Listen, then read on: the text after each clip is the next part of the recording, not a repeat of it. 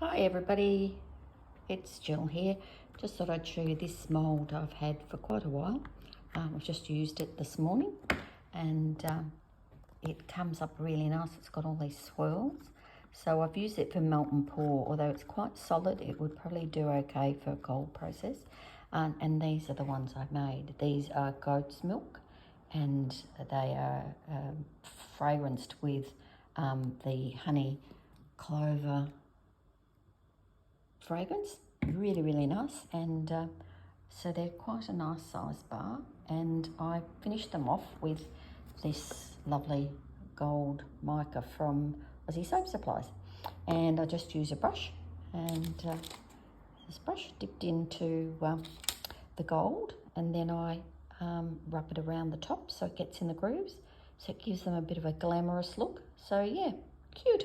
Love the smell. I love the honey clover. So if you haven't tried it, it's well worth it, from Lux Aroma. And yeah, have a great day.